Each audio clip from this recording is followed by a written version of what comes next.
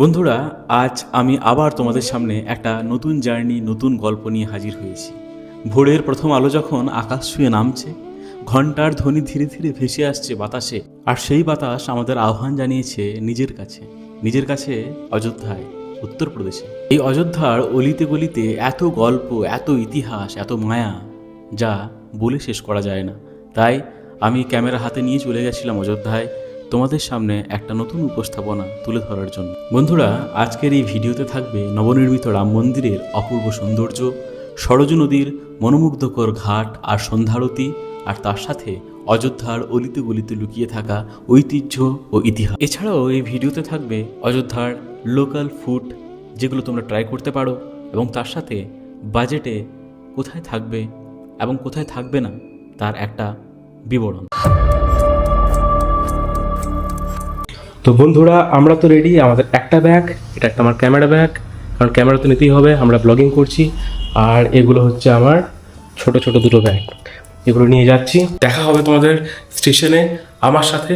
আর ব্লগটা পুরোপুরি দেখার জন্যে অনুরোধ রইল, পুরোপুরি ব্লগটা কিন্তু দেখবে। আমাদের ট্রেন আছে 2:30 নাগাদ অন্ডাল থেকে, তো সেটা ধরার জন্যে আমরা এখন যাচ্ছি দুবরাজপুর। সেখানে 11টার সময় ট্রেন ধরবো, 12:30 নাগাদ পৌঁছাবে অন্ডাল স্টেশনে, সেখানে ওয়েট করব। তারপর আমরা আমাদের অযোধ্যা ধাম যাওয়ার জন্যে যে ট্রেনটা সেটা ধরবো। চলো। 11টার সাথে সাঁইথিয়া অন্ডাল মেমু ধরার জন্যে আমরা বেরিয়ে পড়েছিলাম একটা অটো করে বাড়ি থেকে 10টা নাগাদ। বন্ধুরা, আমরা বীরভূমের এই ঝাড়খণ্ড লাগোয়া যে এরিয়াটাতে থাকি, সেখান থেকে ট্রেন ধরতে গেলে আমাদেরকে দুবরাজপুর স্টেশন আসতেই হয়। আজ বোধ হয় ট্রেন লেট আছে বন্ধুরা, অনেকক্ষণ ধরেই তো ওয়েট করছি, কোনো রকম তো ট্রেনের আতাপাতাই নেই। 10 মিনিট লেট প্রায়। দুবরাজপুরে দাঁড়িয়ে আছি এই মুহূর্তে। দীর্ঘ 15 মিনিট অপেক্ষা করার পর আমাদের ট্রেন দুবরাজপুর স্টেশনে এসে পৌঁছেছিল।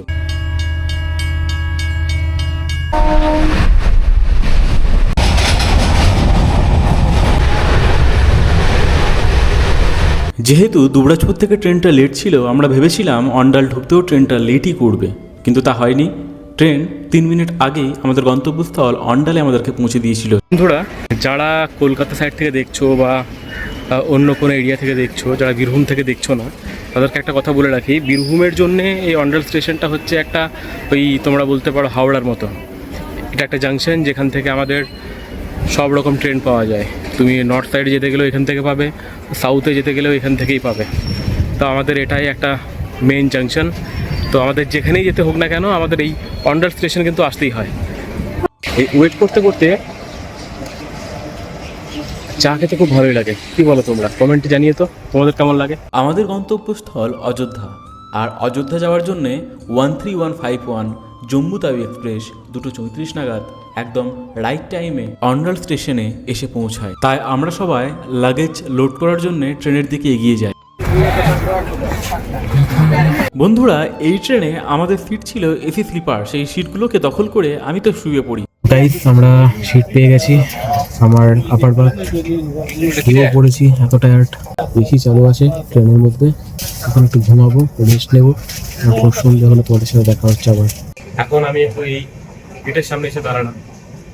ঘুমিয়ে পড়েছিলাম বলে তোমাদের সব স্টপেজগুলো দেখানো হলো না। বাট অন্ডালের পরে স্টেশন ছিল আসানসোল, এবার স্টেশন আসবে ধানবাদ, আর এই মুহূর্তে আছে কুমারডুবি স্টেশন। 2.5 ঘন্টা টানা ঘুম দেওয়ার পর আমাদের ট্রেন এসে পৌঁছায় নেক্সট স্টেশন ধানবাদ স্টেশন 5টা নাগাদ। তো প্রচণ্ড খিদে পেয়ে গেছিলো, তাই আর ঘুম হয়নি। ব্যাগের মধ্যে কিছু খাবার দাবার এনেছিলাম বাড়ি থেকে ট্রেনে খাবার জন্য, সেগুলোকে চলো বের করি, খাওয়া যাক। আমাদের এরকম এখন ঠোঙাতে মুড়ি খাওয়া চলছে। এই একজন মুড়ি খাচ্ছে, মানে আমার। এই ট্রেনের মধ্যে বসে যখন চা খাচ্ছিলাম, তখন ভাবছিলাম এই রাম মন্দির আজকে যেখানে যাচ্ছি আমরা, সেটার জন্য কত লড়াই। আর আজ 2026 ফেব্রুয়ারি মাস, আমি যাচ্ছি সেই রাম মন্দিরে। আমরা আছি হাজারিবাগ স্টেশন, সময় হচ্ছে 6:35। তো এখন আমরা খাওয়া দাওয়া করে ঘুমিয়ে পড়বো। আমরা পৌঁছাবো 6:30 নাগাদ অযোধ্যা ধাম। তো স্টে কানেক্টেড। এই হাজারিবাগ স্টেশনে ট্রেনটা দাঁড়িয়েছিল মাত্র 2 মিনিট, আর আমি গেটের ধারে দাঁড়িয়ে দাঁড়িয়ে ভাবছিলাম কালকে সকালের সময়টা কেমন হবে, কেমনই বা হবে রামলালা দেখতে, কেমনই বা হবে সেই জায়গা যেখানে রামচন্দ্রের জন্ম হয়েছে। বন্ধুরা, খাওয়া দাওয়ার কথা তো তোমাদের বলাই হলো না। সেই দিন রাতে আমরা খেয়েছিলাম বাড়ি থেকে করে নিয়ে যাওয়া লুচি, ঘুগনি, মিষ্টি। আমরা ট্রেনের খাবার সেদিন নিই। আর সেদিন রাতে জেগে থাকা অবস্থায় আমার দেখা শেষ স্টেশন হচ্ছে গুড়পা স্টেশন। এরপর আমরা ঘুমিয়ে গেছিলাম। হ্যালো বন্ধুরা, কেমন আছো সবাই? সবাইকে আবার একটা নতুন সকালে স্বাগত জানাই। আজকে 22 তারিখ আর বাজে 8:37 প্রায়। তো ট্রেন প্রায় 2 ঘন্টা লেট। আমাদের ট্রেন 6:11 নাগাদ ঢোকার কথা ছিল, এখন প্রায় 8:37 বাজে। এখন ট্রেন যাচ্ছে কাঠারি জাংশনের মধ্য দিয়ে, আর ট্রেন মোটামুটি ঢুকবে 9:15 নাগাদ। চলো পারবে তো?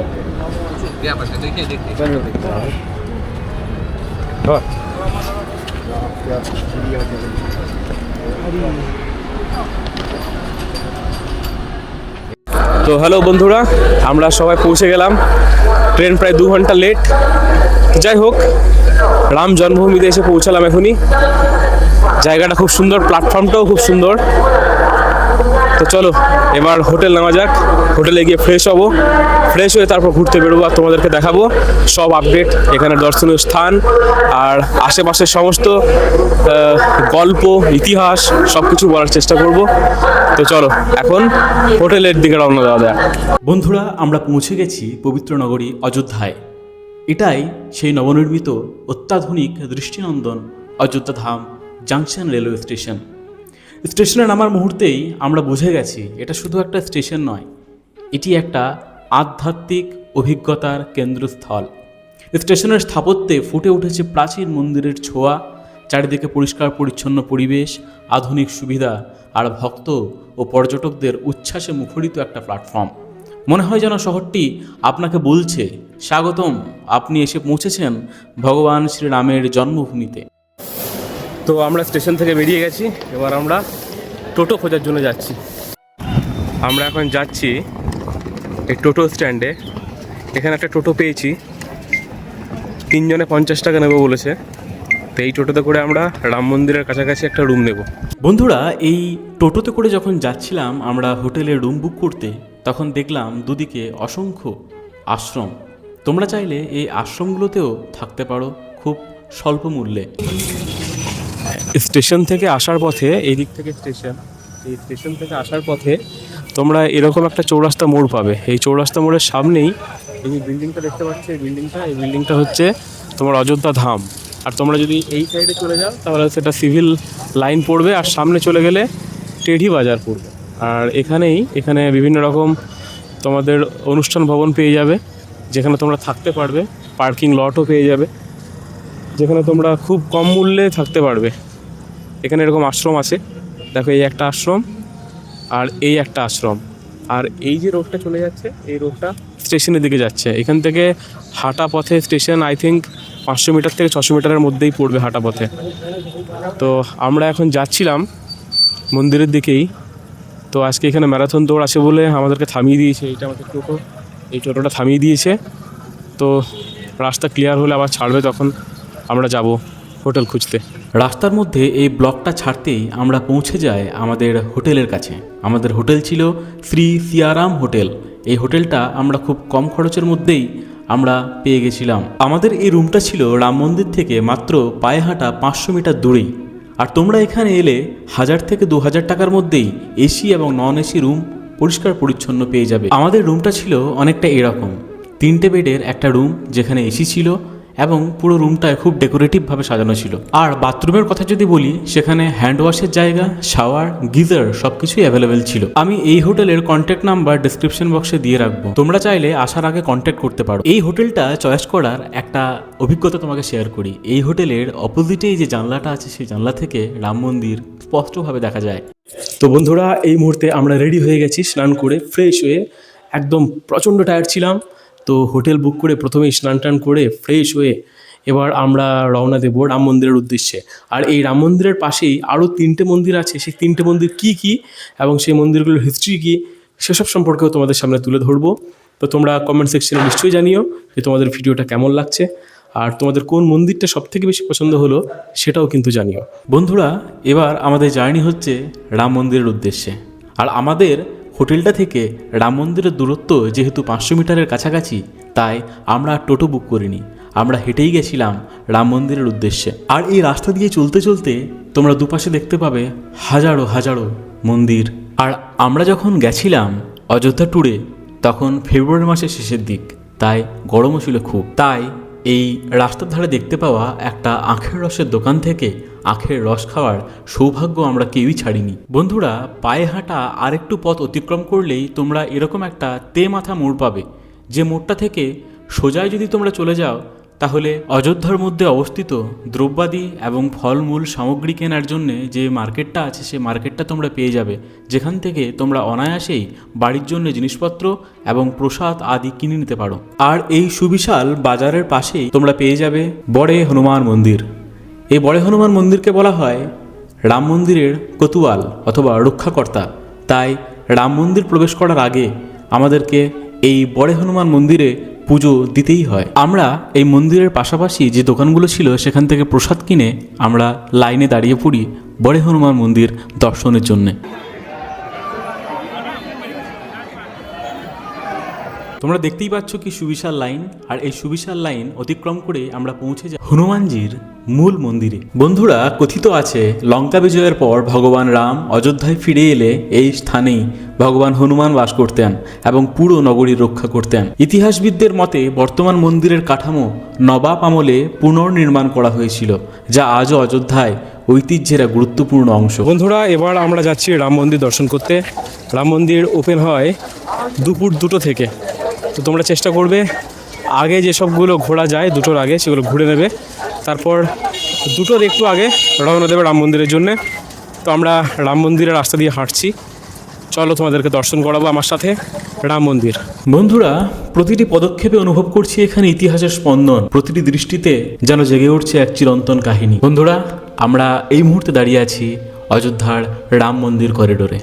এই করিডোর শুধু একটা পথ নয়, এটা একটা আধ্যাত্মিক যাত্রার সূচনাও বটে। বিশাল প্রাঙ্গণ, সুসজ্জিত পাথরের নকশা, পরিষ্কার পরিচ্ছন্ন পরিবেশ এবং আধুনিক ব্যবস্থাপনায় গড়ে উঠেছে এই অসাধারণ পরিকাঠামো। ভক্তদের জন্য সুবিশাল চলাফেরার পথ, বিশ্রামের স্থান, নিরাপত্তা ও শৃঙ্খলা এখানের একটা অনন্য উদাহরণ।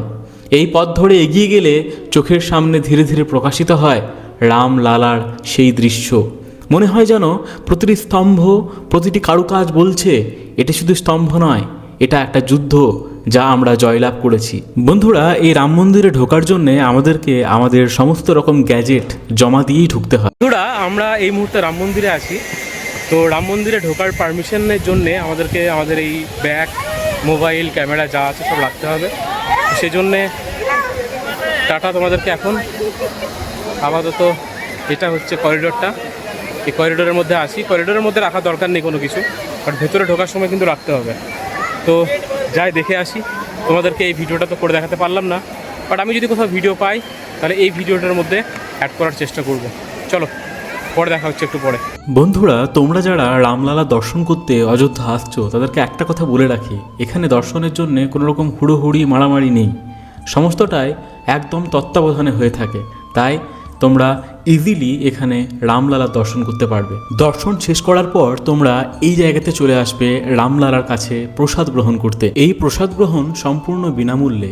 আমরা যেদিন গেছিলাম সেদিন আমরা খিচুড়ি প্রসাদ পেয়েছিলাম এবং আনন্দ সহকারেই খেয়েছিলাম। তো বন্ধুরা, এবার আমরা এসেছি দশরথ ভবন দেখতে, যেখানে দশরথ মহারাজ, যিনি হচ্ছেন রামচন্দ্রের পিতা, তিনি এখানে তার প্রাসাদ আছে, রাজপ্রাসাদ আছে।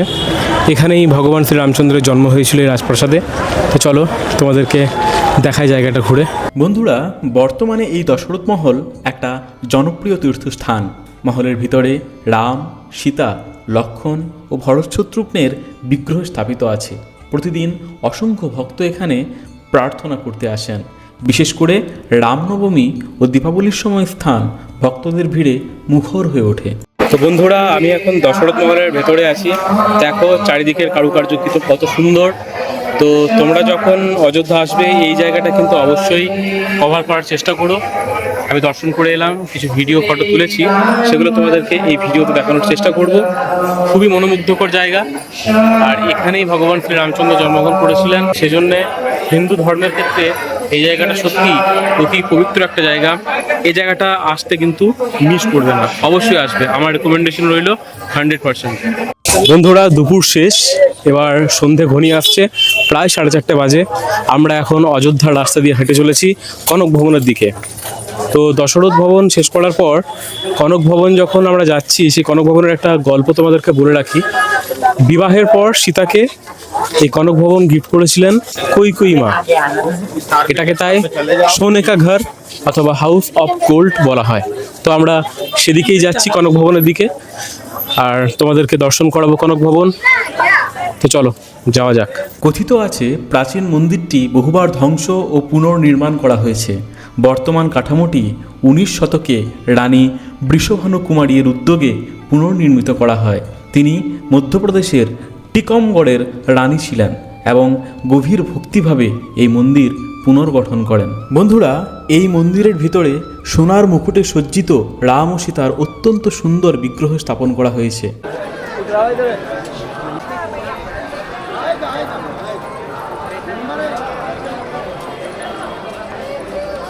তো বন্ধুরা, এখন প্রায় 5:30 বাজে, আর আমরা বেরিয়ে পড়েছি ফ্রেশ হয়ে রুমে আবার সরজু ঘাটে সন্ধ্যা আরতি দেখার জন্য।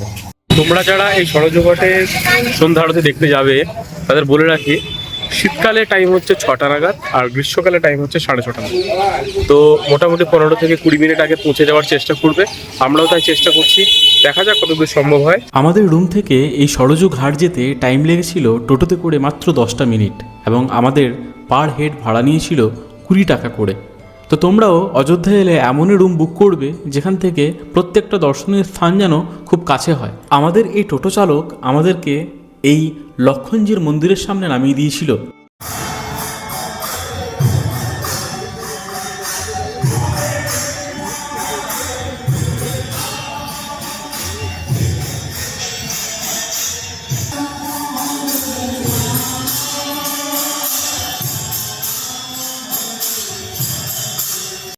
তো বন্ধুরা, আমরা চলে এসেছি সরজু নদীর কিনারে।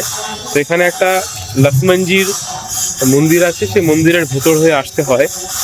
তো আমি তোমাদেরকে দেখাই, এটা হচ্ছে ঘাট, এই ঘাটে আমরা নামবো, আর তার অপোজিটেই হচ্ছে এই লক্ষ্মণজি মন্দির।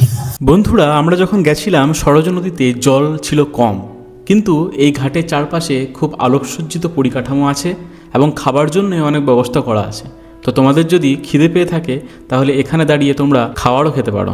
আর আরতি শুরু হবার আগে আমরা পৌঁছে গেছিলাম ঠিক 15 মিনিট আগেই, তাই তখন সাজানো হচ্ছিল আরতি করার জন্য সমস্ত রকম সরঞ্জামগুলোকে, এবং তোড়জোড় ছিল খুব বেশি। প্রাচীন মহাকাব্য রামায়ণে এই নদীর উল্লেখ বারবার করা হয়েছে। ধর্মীয় কাহিনী অনুসারে জীবনের শেষ পর্বে ভগবান রাম সরজু নদীতেই জলসমাধি গ্রহণ করেন।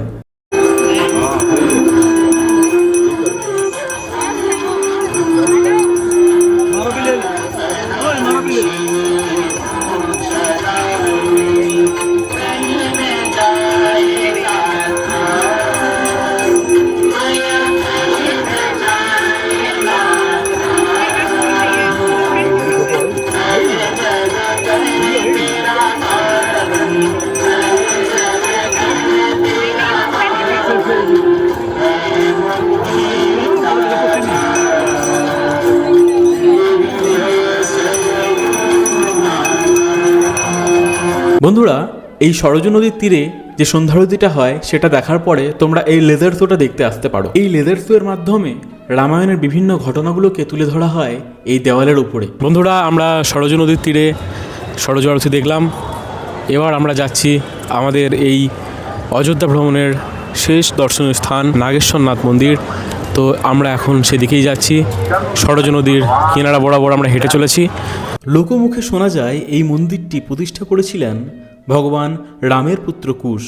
বলা হয় একদিন কুশ সরজু নদীতে স্নান করার সময় তার বাহুবন্ধ একটা নাগকন্যা পেয়ে যায়। পরে সেই নাগকন্যার ভক্তিভাব ও অনুরোধে কুশ এই শিব মন্দির প্রতিষ্ঠা করেন।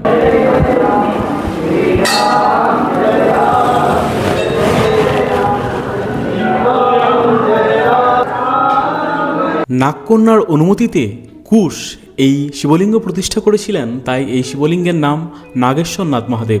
বন্ধুরা, যেহেতু রাত ঘনিয়ে এসেছিল তাই খিদেও পেয়েছিল প্রচুর, তাই আমরা চলে গেছিলাম এই অযোধ্যার আর একটা দর্শনীয় স্থান, যেটা সঙ্গীত শিল্পী লতা মঙ্গেশকরের স্মৃতি উদ্দেশ্যে তৈরি করা হয়েছে। সেটা হচ্ছে লতা মঙ্গেশকর চক। এখানে তোমরা অনেক স্ট্রিট ফুডের ভেন্ডারকে পেয়ে যাবে, যেখান থেকে তোমরা খুব অল্প খরচেই ভালো ভালো স্ট্রিট ফুড পেয়ে যাবে, যেগুলো অযোধ্যায় এলে মিস করা চলবে না একদম। বন্ধুরা, তোমরা এই উত্তরপ্রদেশের অযোধ্যায় এলে এই পাপড়ি চাট কিন্তু অবশ্যই ট্রাই করার চেষ্টা করবে। তার সাথে তোমরা ধোসাটাও ট্রাই করতে পারো, এখানে ধোসাও খুব ভালো পাওয়া যায়। আর সাথে পিৎজা, বার্গার এগুলো তো রয়েইছে। আমরা শেষবেলায় একটা মকটেলও নিয়েছিলাম, সেটাও খুব টেস্টি ছিল। তো আজকের মতো ভিডিও এখানেই শেষ করছি, আমাদের এই পর্ব চলতে থাকবে। আজকে অযোধ্যার এই পর্ব শেষ হলো। তোমাদের ভিডিওটা কেমন লাগলো অবশ্যই জানিও, আর লাইক, শেয়ার এবং সাবস্ক্রাইব করো। কালকে আমরা সকালে বেরিয়ে যাচ্ছি অন্য একটা জায়গাতে, কোথায় সেটা দেখার জন্যে আমাদের চ্যানেলে গিয়ে চ্যানেলটাকে সাবস্ক্রাইব করবে, আর পার্ট 2 এর ভিডিও এই সিরিজের সেটা দেখবে। আশা করি ভিডিওটা ভালো লাগলো। সবাইকে থ্যাংক ইউ ওয়ান্স অ্যাগেন, পাশে থেকে।